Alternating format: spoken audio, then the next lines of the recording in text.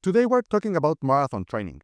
If you want to improve your performance, to run faster marathons, you need to learn how to train better. So, in this video, I'm going to walk you through my 6 biggest lessons and techniques that will massively improve how you train. By the way, I am Diego, and I went from running my first 10K in 1 hour and 15 minutes to have a marathon PR of 2 hours and 40 minutes. And I think about this stuff all the time.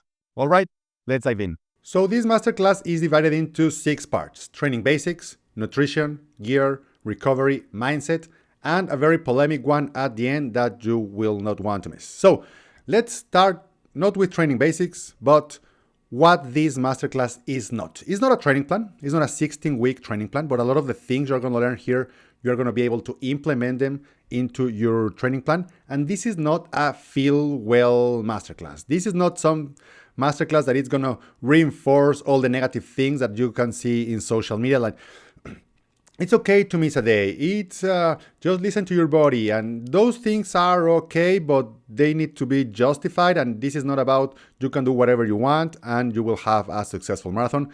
These are 6 things that a lot of successful runners apply and that I hope you can apply too. And talking about successful runners, I get a little confused sometimes because the more you analyze fast runners, and fast runners is a very subjective way, because someone running a 3-hour marathon can be fast for someone running a 4-hour marathon, but that's really slow for someone that is running a marathon in 2 hours and 10 minutes, right? And a 4-hour marathon runner is a very fast runner for a 6-hour marathon runner. But what confused me here is that I see a lot of slow runners, let's talk about 5, 6, 4-hour marathon runners, that say these things don't apply to me, they only apply to fast runners. I can't do it because I'm not a fast runner. And what I think about is, don't you think fast runners or faster runners than you are faster because they apply these kind of things? A lot of the things I'm going to talk about can be counterintuitive, but believe me, all of them are based either on science or personal experience with me or the runners I coach and help to achieve their marathon record. So the thing about here is not this only apply to fast runners, that is a subjective term, but it's fast runners become faster or achieve their goals because they apply these things, okay? So let's start with the training basics.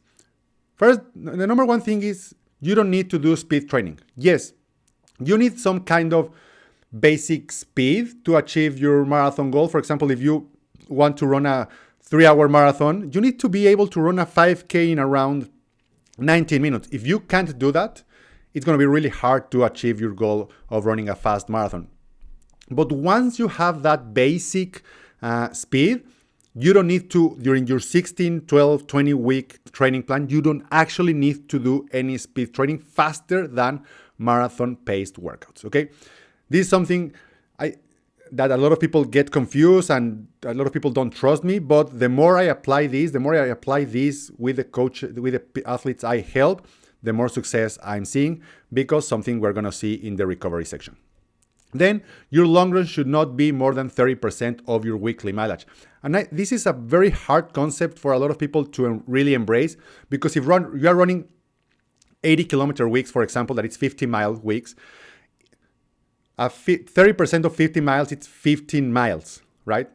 Yeah, 15 miles long runs. And I say, I can't run a marathon in 15-mile long runs, or 80 kilometers is 27 kilometers long runs. I can't run it with that. I need to run a 32, 34-kilometer long run. I need to do 20-mile long runs.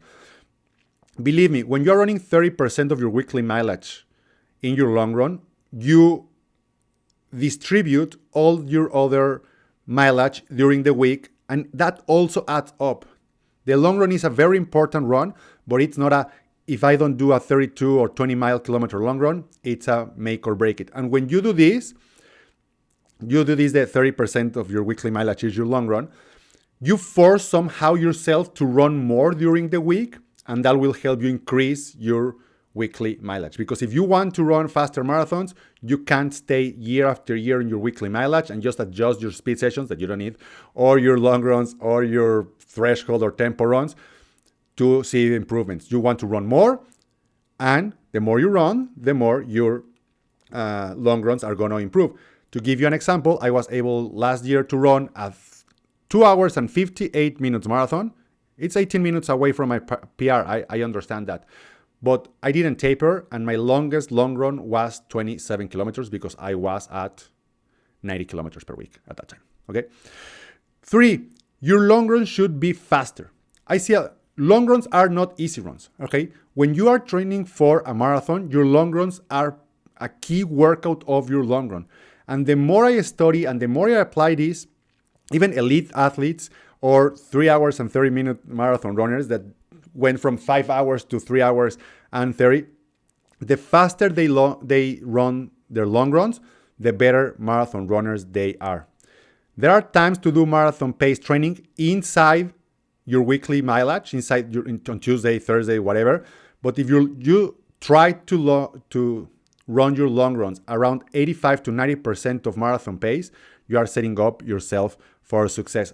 And again, this is a hard concept to really grasp, but if you apply it and you analyze faster runners, you're going to be that it's more true than you can imagine. And the other thing is that the more you run, the better. And not only mileage, the more days you run, the better. So when I see those crazy and, excuse my language, stupid training plans about marathon that it's, you only need to run 3 times a week. And how on earth am I going to fit 50, 60, 70, 80 kilometers a week in 3 sessions? It's crazy. And the more days you run, also the better. I learned this from Olympic marathon runner Malindi Elmore, that she doesn't have any rest days. That doesn't mean she run hard every day. She even, I think it was on Fridays, run without a watch or a time. It just, I go out for a run. But in my experience, well, let's say, for example, you're running 100-kilometer weeks. It's way better to run 100-kilometer weeks in 7 days than in 6 days. Why? Because you have more cycles of recovery and stress, recovery and stress, recovery and stress. There's gonna come a time that you need a rest, and we'll talk about that in a few minutes. So, training basics. You don't need speed training. Your long runs 30% of your weekly mileage. Your long runs need to be faster. They are not easy runs. The more mileage and days you run a week, the better. Now, let's go into nutrition. Into nutrition, a very important part, it's not just about fueling. It's about everyday diet matters. What you put in your body matters. And when we talk about recovery in a few seconds, we're going to come back into this nutrition part. So, no sugars, the cleanest food you can eat, the better. That doesn't mean that you need to go vegan or not processed food at all. If that's your jam, it's okay. But you don't need to become a better marathon runner. You just take care of your nutrition every day. And that leads me to the next one. It's most runners eat less than they need, especially during marathon training. It's really hard to lose weight and to perform for a marathon. Don't get me wrong, it can be done with the help of a specialist, but most runners eat less than they need. And I've talked to a lot of registered dietitians and sports nutritionists, and I have my own diploma on sports nutritionist, and I see that most runners eat way less than they need, especially after long runs, for example, or before hard workouts. So if you feel down on energy, it's probably because you are not eating enough. And I know carbs are like the preferred fuel source for our muscles, but as we age, especially if you are 40 years old or older, we need more protein. During hard workouts, marathon pace workouts, or hard long runs, our muscles break a lot, right? Our muscles suffer a lot. Yes, we need energy to fuel them, but we also need to give them the energy blocks or the building blocks of protein to recover and to get faster and stronger. One key rule of thumb is that you need to eat 1 gram of protein for each pound of weight that you have. So right now, for example, I'm weighing 173 pounds. That means I need to eat 173 grams of protein. It's not easy, to be honest. It's not easy to consume that amount of protein. But if you add all the energy you need to run through a marathon, the percentage of the proteins compared to carbs, it's way less. You eat way more carbs, but I don't think people are eating enough protein. And practice makes perfect, right? It's not about, I'm going to clean my diet from day one, I'm going to start to eat protein. I'm just going to fuel better my runs. What you eat before, during, and after your long runs is super important. And it's something you need to practice. It's something you need to tinker with, your breakfast, your protein shakes when you are eating them, and all that stuff. And talking about practice makes perfect, I want to show you this really interesting graph about fueling during a long run. Right here in the right, you're going to see these two red lines. That is like the ideal amount of glucose your body needs to perform when you are running, right? So it needs to stay here. And here you can see when I ate my breakfast around 2 hours before my long run started, I had a peak of glucose because it's oats with granola and a little sugar. Then I have a dip. Then my glucose and my sugars like stabilize. And right here in the blue dot, it's when my long run started. As soon as you start running, your glucose are going to go down. And each one of these dots, that it's 20 minutes apart, I ate half of an energy gel. And you can see every time, here's energy gel, goes up. And instead of waiting 40 minutes for the next one, that it's what a lot of people do, you can really start to see a little dip around here. You eat another one and you see a dip. It starts to go down. You eat another one and you see a dip, and you eat another one and you have a spike and spike and spike. And here is where my long run ended. And this way, let me go back, practice makes perfect, is how I discovered that taking your energy gels, half of energy gel every 20 minutes, it's way better than one energy gel every 40 minutes because my dips are not that steep and I don't have to recover and go down with my glucose. I can have a complete different masterclass about fueling, but today is about nutrition and how you need to practice every aspect of your nutrition, of your everyday diet to improve as a runner. Number 3, we're going to talk about gear, and I'm going to want to focus on 3 things. Your shoe rotation, how to block the elements. I'm going to give you a few examples, and the importance or the benefits of having a handheld water bottle. You will know the shorts you like, if you're a woman, a sports bra, the kind of t-shirt and socks you like. We're not going to talk about that. Everyone knows their preferences, but these 3 things I think are very important. Talking about shoe rotations, I strongly recommend to have 4 shoes. And the cool thing here is that you don't need to go and buy 4 shoes, right? The shoes you have work. You just need to start moving them, and the next pair you buy it with one very specific purpose. And I think you need to have four different running shoes. One for easy runs, your recovery shoes. For example, the Guide 18 from Saucony are really good shoes. I love the Kinvara Pros.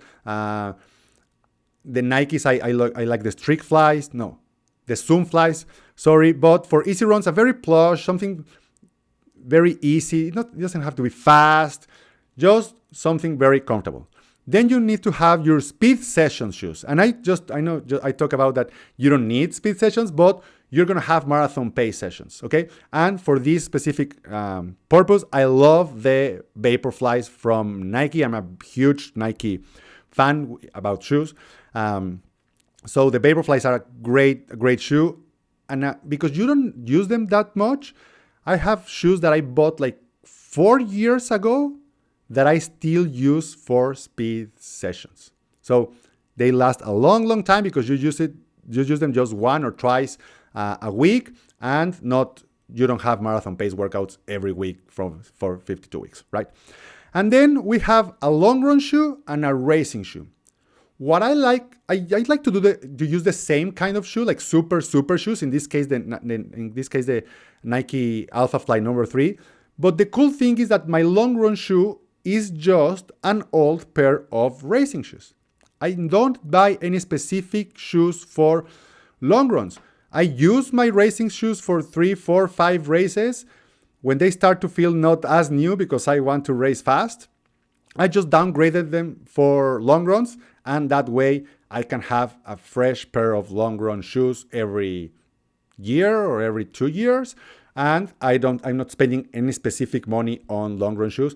To give you an example, I'm just retiring this month my oldest pair of long run shoes, and they are 2 years old. I bought them for the 2023 Boston Marathon. Right now it's April 2025 when I'm recording this video. So those are the 4 shoes I recommend you have.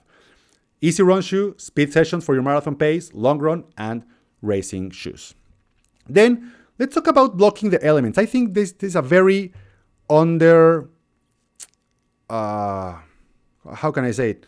People don't pay attention to this, right? But the more comfortable you are when you are running, the faster you are going to run. So if you don't have to think about the glare in your eyes, the wind in your eyes, if you can block the sun using a hat or a visor, it's going to be a great advantage. They did a study a few years ago with triathletes, and the perception of the heat and the sun was very important to how fast they ran their marathon. They all ran in the same conditions, but the people and the triathletes that were wearing visor and glasses performed better, and the main reason is the perception of the elements. So even when it's windy, you can use sunglasses. When it's snowy, you can use sunglasses. Obviously, not very dark. And when it's windy, you can use a visor or a hat just to block the elements. I'm going to give you an example. Sometimes when it's really windy and snowy here, I wear a visor. Even if it's snowy, I wear sunglasses. And then I can pull up my hat and cover like this. Imagine this, I have sunglasses like this, and I'm protected from everywhere, from the elements, and I enjoy my long runs way more this way than in just soldering it without glasses or a hat. So it's a great way to reduce the perceived value or effort or the perceived discomfort of the elements when you block the elements using sunglasses, a visor, or a hat. Maybe you are not used to it, but I just invite you to try it. Then let's talk about a handheld water bottle. This one was one of my main discoveries when I start applying it, because in one handheld water bottle, you can have pretty much all your nutrition and a lot of your hydration for a marathon. And the more you train with it, it just becomes second nature. Sometimes I have this handheld water bottle in my hand during my long runs, and I don't notice them. And I can program my Garmin to beep every 10 minutes. So I know that every 10 minutes I need to take a sip of water or Gatorade. And then every 2 beeps, I can eat half of my energy gel. And I'm not dependent on the water stations. I'm not dependent on staying close to home. I have full control of the nutrition and hydration I have in my hand, and I can also add there a credit card or something like that just to go out for a run. So they are like $50 or $60. These ones that are insulated and they don't get frozen during the winter and they don't get super hot during the summer. But it's one of the best investments I've done in a long time, just to have the most control I can on the timing of when I drink and eat. So I strongly recommend that Nathan water bottle is a great tool into your arsenal of marathon training and running and racing. Then let's talk about recovery. And recovery, it's going to go really fast because there are tons and tons of ways to recover. But I want you to stay with this quote. There is no point in doing a workout if you are not going to recover from that workout. And let's look at the next graph. When you start training, for example, here in this green dot, it's when you start training, right? The stimulus is applied. You start training. When you finish your training, you are less fit than when you started. And if I tell you right now, go for a 5K PR, maybe you say, okay, but if I make you run 21 kilometers, a half marathon, and 10 minutes later, I tell you, go to run a 5K PR, you're not going to be able to do it because you are less fit, right? Then we have this super compensation phase. And right up here is when you are the fittest. Then you start to lose fitness a little. And here you can start a new training session, right? What I see a lot of people do is to start a training session here. They are doing their speed sessions on Thursday nights, and then on Friday mornings they are doing an easy run, and then they are doing the long runs on Saturday morning. They're not giving their body time to recover from that speed session on Thursday night or marathon pace sessions. And that's why their long runs are not as beneficial, because your body is still trying to recover from the workout 2 days ago, and now you're adding a new stimulus. Yes, as your training plan progresses, you're going to get more tired, and your body starts to break a little. But having this recovery period is super, super important so you can assimilate the training. And here are a few ways how you can improve your recovery. Very easy ways. Drinking lots and lots of water, especially after hard long runs or hard marathon pace sessions. Active recovery is super important. Just going for a walk after a long run or a speed session or a swim or an easy bike ride. Giving your body the ability to recover by moving it. You increase your heart rate, you increase your circulation, and you send new blood with nutrients to your muscles and your joints to help them recover better and to flush out any lactate or build load into your muscles. Proper rest between workouts, it's what we talk about this in this session. So we're amateur runners, right? We don't live from running. We don't have the ability or the time to rest and have massages and ice baths and hot baths and saunas and all that crazy stuff that you can do. If you drink lots of water, if you walk more, and if you have proper rest between hard workouts, that doesn't mean you're not going to run tomorrow. I can do a long run yesterday and just a 5K or 30-minute easy run today. And that's proper rest between big workouts. And we talk about this in the nutrition part. Eat enough, right? Eat enough before your workouts and after your workouts. Have those grams per pound of weight of protein, and don't think you're going to get fat or you're going to gain a lot of weight if you eat. If you start to doing it, maybe you are overeating. But another really cool trick I like to do is to weight myself every day. Sometimes I know, okay, tomorrow I'm going to weigh more because I had pizza for dinner, and I just take it easy for the next few days. Now, let's go into mindset. There are 5 key things you want or you can focus into mindset. And the first part, it's having a great mindset. It's not just it's not just about having positive thinking. It's not about, yes, I can do it. Yes, I'm strong. Yeah, that helps for sure. But I think it goes beyond that. And one of the key parts is to understand that marathon training and marathon running will hurt. If you train and you expect that you're not going to hurt at mile 20 of a marathon, you are wrong, right? Have a strong mindset and know that you are going to hurt at some point during even a long run or a marathon pace workout. Those are hard and you're going to hurt, and it's okay. It's part of the job. You will have negative thoughts, not because you trained, not because you think you have a strong mindset. You are not going to have negative thoughts. Even it doesn't matter if it's during a workout, a long run, or a race, you will have negative thoughts.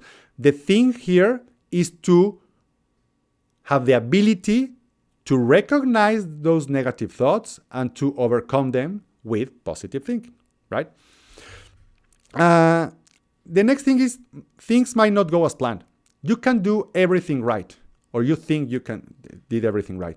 You did all of your long runs, you stick to your training plan, you are fueling well, you are eating well, and when the race comes, things can not go as planned, and it's part of life. That doesn't mean, and it's the next point, that everything you did was wrong. This is a very common thing I see in runners. They hire a new coach, or they try a new training plan, or they start to add strength training into their routine, or whatever new thing they are trying. The race comes, they don't have the performance or the results they want, and they scratch everything they did and start over. That's not how things work. Probably 90% of the things you did were right, or 100% of the things you did were right. But there are times that our bodies don't want to perform. Things will not go as planned, but that doesn't mean it was wrong. Just keep grinding. Keep showing up day after day, week after week, month after month, year after year, and the results will come. And maybe use some of the things that you are learning in this marathon masterclass to improve your training overall. And if you see, we haven't talked about very crazy things, right? It's just about tweaking your training, tweaking or improving your nutrition, having the right mindset, having the right shoes. And you don't have to do all at the same time. It's just one thing at a time. And in a few weeks, in a few months, in a few years, you can incorporate all of these little things and running will start to feel easier. And let's go into tip number 6. This might get me into a trouble. I'm expecting a few crazy comments maybe, or downvotes or whatever, but I think it's very important for people to understand this. You don't need planned rest weeks. And it's like the little gif there, right? What? No planned rest weeks? That's crazy. My body needs time to recover. Yes, our body needs time to recover, and rest weeks are important. But because we are not professional athletes, we have life, we have kids, we have work, we get sick, life will get in the way. And when life gets in the way, that's the moment where you have a rest week. Life will force you to have rest weeks. And even though none of this happens, there's going to be a time when you say, you know what? I need a rest. And it happened to me last year. I trained for 6 consecutive weeks. And I was feeling great. And I was, what's the point of having a rest week if I'm improving? And after 6 weeks, I had a tooth infection and I was forced to rest. Do you think I was stressed or, oh no, I'm going to miss a week of workouts, I wasn't stressed because my body was saying, dude, you need to rest right now because you have a tooth infection, right? But what's the point if everything is clicking to break your training, to break your flow, to break your routine with a rest week? So this is a hard concept to grasp sometimes, but it's very important. I've seen people that have their rest week, they have a lot of energy and emotions about their next week, maybe their biggest week during their marathon training, and they get sick. What do you think their mindset is going to be?